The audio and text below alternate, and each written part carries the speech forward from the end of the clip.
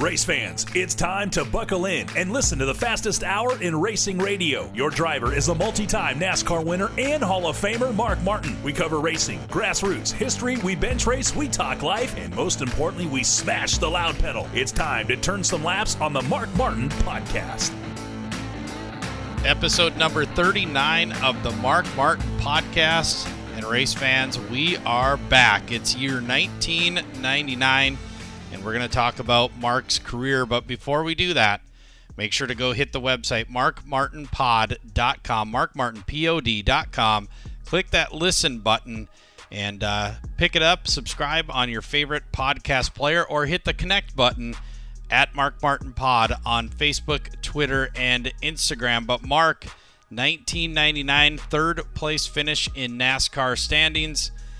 That was kind of at the peak of interest in NASCAR, all the different paint schemes and things like that. And you're coming off a second place finish in 1998. Let's talk about, well, before we get to that though, Mark, we've been off for 6 months here or so. What's going on in Mark Martin's world right now? Oh, life is, I'm not going to lie, life's not that great. I don't think this is certainly not shaping up to be a banner year for us and this country with the coronavirus and all the strife and everything that's going on in the world and in this country. So, hopefully we'll look back on 2020 and say that was a challenging year and life is much better now. So just living life. Things are okay. That shutdown was really hard on us, like it was everyone else. Staying at home and not being able to get out and really do things. So I'm hoping that that improves as the year goes on. We're planning on making a trip here in the fall. So if you follow your social media, one thing that you have been talking about is this hot rod motorhome that you have. Let's talk about that. I mean, that's something that you put a lot of effort into. That's my baby. That's kind of like when I raced ASA cars, late models. You'd build a new car every winter, and all year long you would race it and bring it home and prepare it for the next race. And you would, in your spare time, any time that you had left over, you would work on trying to make it better. It's kind of what I do with the motor coach as well. Take it on a trip, come home, spend time cleaning and maintaining and fixing everything. And then after that, I work on stuff that'll make it better, make more power, better fuel economy, look cooler, work better, whatever. So it's kind of like my street rod. The engine compartment is completely blinged out with chrome everywhere. It's just what I like to work on. I'm at the shop today working on it, changing fuel filters this morning. So as this pandemic is going on, you're hanging out just at home, working on the motorhome, working in your shop. Where are you at right now? Are you in Montana or California? Well, we were in Arkansas. We left California March 1st because of the virus.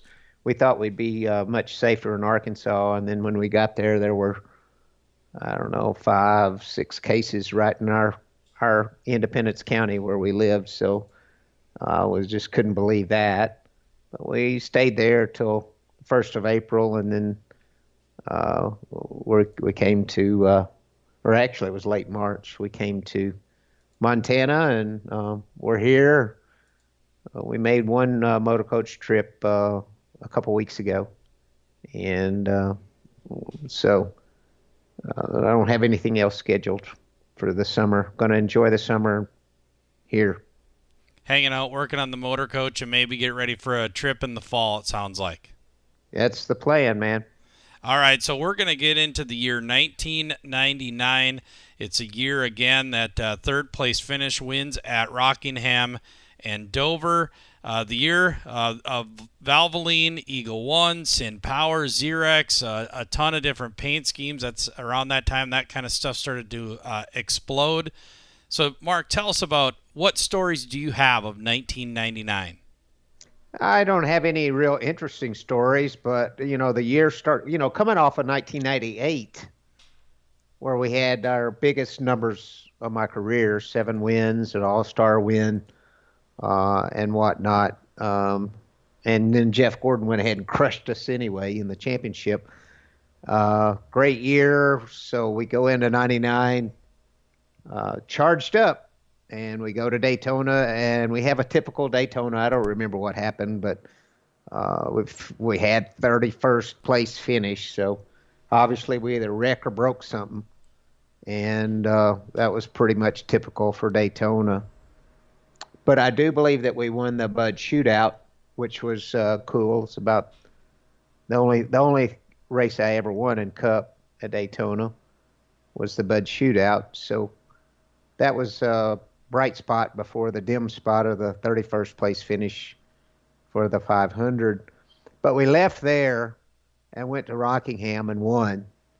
So we sort of picked up where we left off.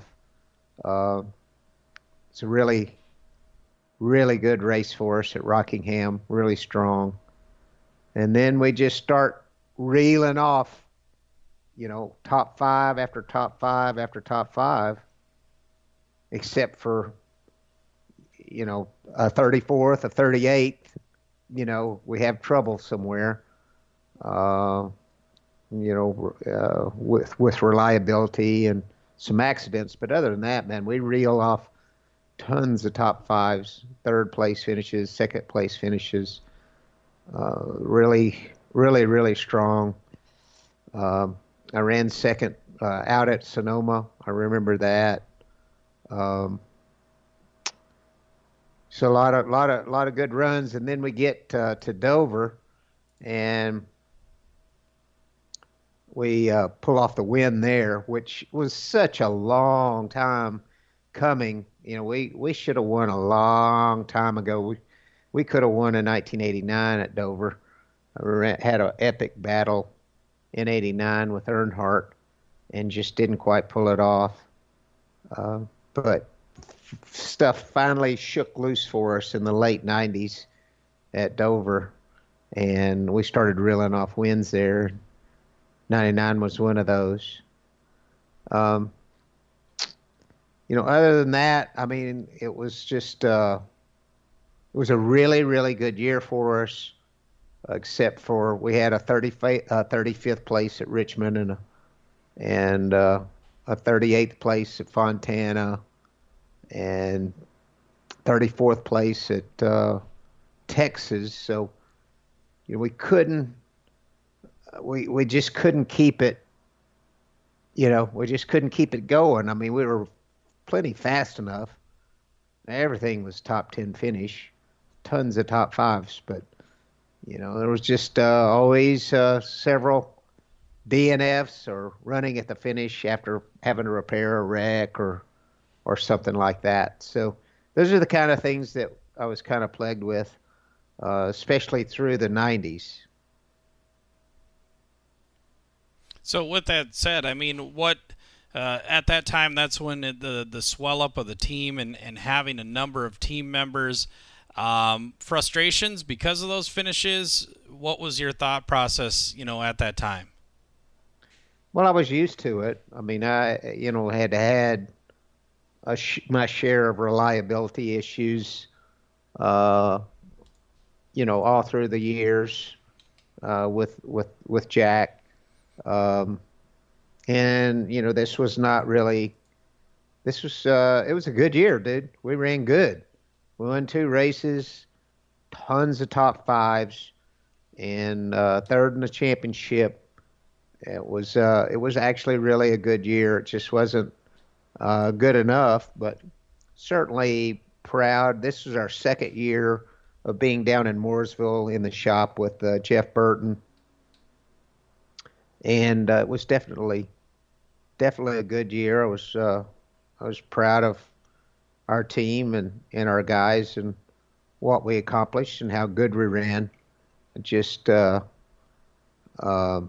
didn't get as many wins as we would have liked to have, but man, we ran good, and everything was clicking. And my big deal always was when I got back into Cup in 1988 with Jack Roush was winning races. Winning races is the glue that holds a winning team together. It assured us of being able to keep our sponsors, get sponsors, keep our sponsors, associate sponsors, and it was the grease that kept the wheels rolling, winning races. I'd much rather win races than not win races and win a championship. But it just wasn't important to me. A championship was a big deal, but it wasn't that big a deal. Winning races was a big deal. Without winning races, I would not have succeeded in NASCAR. I would have lost my ride and probably wound back up short track racing late models again. So we had to win races and run up front, and we were doing that. So since the heydays in the 1999, 2000 eras and things like that, then the championships became kind of easier to predict and things like that. And then they've had all these different chases and whatnot. What's your thoughts on that? Did you enjoy the championship system they had, or do you enjoy it now? What's your take on the changes that they've done since then? I don't know. I liked it then because that's the way it was. It's the way it always had been, and that was the format. And and you had to put it all together, and you couldn't wreck, you couldn't blow up engines, and you couldn't break stuff. If you did that very often, you had to really perform to make up for it, big time. And if someone else performed as well and didn't have those bad finishes, they were going to beat you no matter what. So that's the way it was. I enjoy it the way it is today. I like it. I think it's interesting. The point system doesn't bother me. There are things that bother me about today's, NASCAR racing, but the point system is certainly not one of them. So you're clicking along, your career is going good, but just pretty much a nondescript type year, and a lot of that is probably attributed to the fact that things were just pretty much going good. I mean, it seems like the stories come from the early days and the struggles, but now you're just kind of you're kind of on a rail and just doing your thing at that point in 1999. Yeah, we didn't have any tragedies in 99, and as we go, the most eventful years of my career were the first 10 or 15, and you would have to believe that at some point in time, things would level out, and they did. And like I said, some years there are some things, there have been some big deals along the way. We've covered some really wild and crazy things throughout these podcasts, but 99 is not particularly one of those. And there's nothing, that stands out to me that I remember. It was a long time ago, obviously, but I remember things vividly that are important to me. But, this was just one of those years where we were clicking them off. Also, 1999 Busch Series at that time. you were on a rail there too. I mean, picking up wins like it's going out of style with the Winn-Dixie 60 car. Let's touch for the last thing on 1999. Let's touch on the Busch Series run for that year.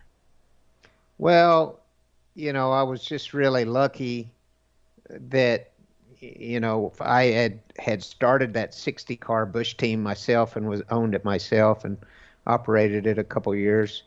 And then Jack bought it out. He kind of ran me out of business because he ran the engine bill up so high, so expensive to run, to get the engines from him that I couldn't afford to do it anymore based on the sponsorship that we had from Winn-Dixie.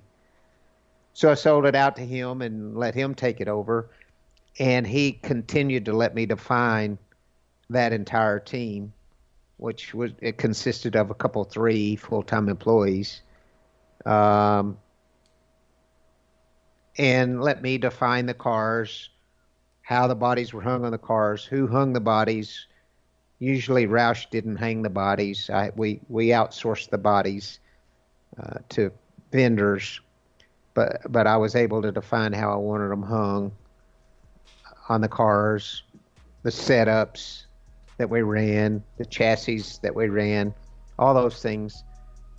Jack let us do that. Let Jeff Burton, do his. Let me do mine, and that kept me in the business. Being able to reel off wins and show people that I could not only drive the car, but I was, pretty good at defining the hardware as well. And so that kept me in business. I mean, there were in the early years of my career in the early 90s, if it hadn't have been for the Busch car, I probably wouldn't have lasted with Jack, because we had our share of difficulties and differences, and to be able to prove that I could do it was really important to my career. So that's going to be a wrap for the year 1999, episode number 39 of the Mark Martin Podcast. Again, fans, you can go to markmartinpod.com, markmartinpod.com. Click on the listen button and subscribe to your favorite podcast player. Also hit connect at Mark Martin Pod on Facebook, Twitter, and Instagram. But that'll do it for episode number 39. The next, episode 40, the year 2000. Thank you for subscribing and listening to the Mark Martin Podcast. Remember to give us a 5-star rating in your app store. Connect with us on Facebook, Twitter, and Instagram at Mark Martin POD. The Mark Martin Podcast is a production of the Accelerated Podcast Network.